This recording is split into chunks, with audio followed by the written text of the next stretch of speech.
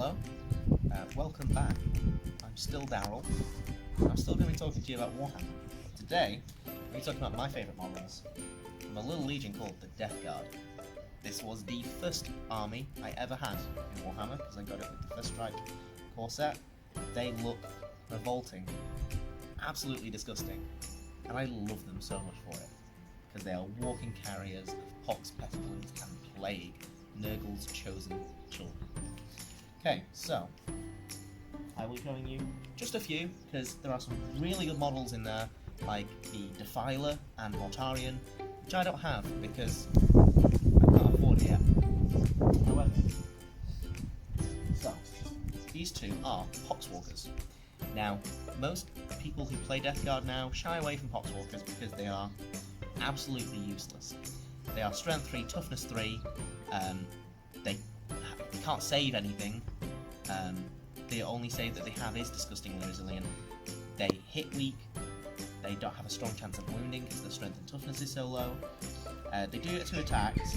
I love them because I like running a large number of them against the enemy. So I played with my friend the other week before lockdown measures hit, and I had 50 of them on the table running at him all at once, and it terrified him.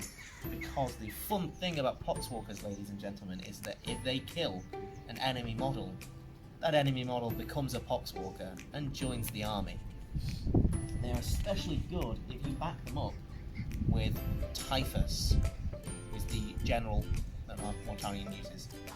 One of the best named characters in the Death Guard army, if not the best, just because Mortarion's so expensive point-wise.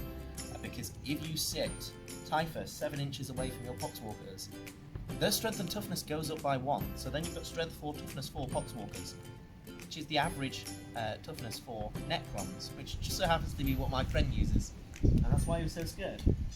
And then also, you can use a psychic ability to boost them again, and give them an extra strength and an extra toughness, and then you have 50 Poxwalkers that are stronger and tougher than your friend's army, and then he lets Mortarion live, because he's got 50 Poxwalkers to deal with. Especially good when backed up with Chaos Cultists. They're not fantastic, they are very much cannon fodder, they are there to die. But they just give a little bit of firepower behind the Poxwalkers, and then back them up with Plague Marines as well. Now, Plague Marines were always fairly good. The Bolt of Discipline means that you can shoot at rapid fire range at insanely high ranges. The Power Fist on the Plague Champion especially is very, very strong if you get him in melee. And then, on top of all of that, they've just had an update. So, for 9th edition, we now have 2 wounds per Plague Marine, which is even nicer, because they're even tougher to put down. I ran 12 of them in my game against my friend. They survived till the final round. And then we have a Lord of Contagion.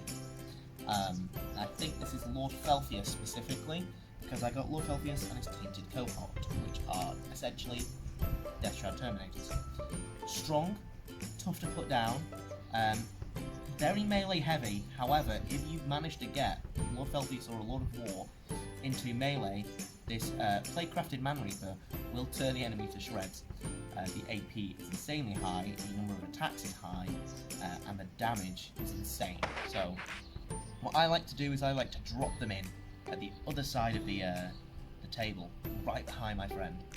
And then he's being attacked on 2 fronts like a pincer movement. And then we have a Plague Surgeon. Now, I only got this model, I think last week. I bought it for my birthday. However, I've wanted him for a long time, because the cool thing about the Plague Surgeon is that if you plonk him 3 inches behind a unit, every model in that unit gets to re-roll any disgustingly resilient rolls of 1. Now, if any Death Guard players out there, that is amazing, because you get a 1, re-roll it on a 5+, you don't take the wound. Plant him down just behind your 50 Poxwalkers, next to Typhus. And you've got a very powerful group of Poxwalkers there. Especially if you back them up with a Tallyman as well. Again, another model I only bought the other day. However, this model lets you re-roll failed hit rolls. which again, if you've got 20 Poxwalkers out of 50 attacking a unit, and they're boosted to Strength 5, Toughness 5, and they're re-rolling disgustingly resilient rolls of 1, and they're re-rolling hit rolls, they are a terrifying force to be reckoned with. And now, after War of the Spider, you can also take Typhus's command sort of unit, and you can drop them in. You can deep strike them, or like burrow them under the ground, drop them in a round later, and then they just have to deal with 50 Poxwalkers right up in their faces.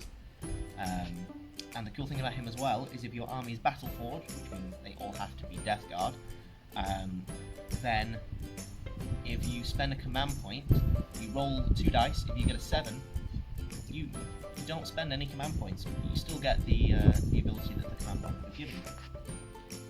And last but not least, I think possibly my favourite to run, just because of the pure joy of seeing friends cry, is the Fetid Blow Drone. Now, the entire point of the Death Guard army generally is that they are a slow-moving force, movement speed of 4 to 5 inches, so they're getting up really slow, but they are so hard to put down, it is literally like a wall of plague just coming towards you. However, these things can zip around at a movement speed of, I think, about 10 inches, and then really just annoy your friends because they are equipped with 2 Plague Spitters, and you are just driving firepower into them. You are zipping away, you're zipping out of combat, and it counts as a flyer, so it dodges terrain, it can fly over units, and it's just generally very annoying for your friends to deal with, especially if they also have the 50 Poxwalkers to deal with, Mortarion to deal with, and 2 Plague Burst Crawlers sat at the back. I don't have the Plague Burst Crawlers, but they have a mortar, which means you can basically attack without having to see where the enemy are. They don't need to be in line of sight, you can just blow them up. So yeah, that's a fun build. If you really want to make your friends cry, if you really want a fun and exciting game for yourself, loads of Poxwalkers, boost them up, boost your other models up, run something big and heavy. Doesn't have to be Mortarion, it could be a Defiler, 2 Defilers, because that's what's going to help destroy everything once your Poxwalkers are gone. You need 2 big things. Bloat drones for the distraction, Plague Burst Crawlers for the heavy fire from the back.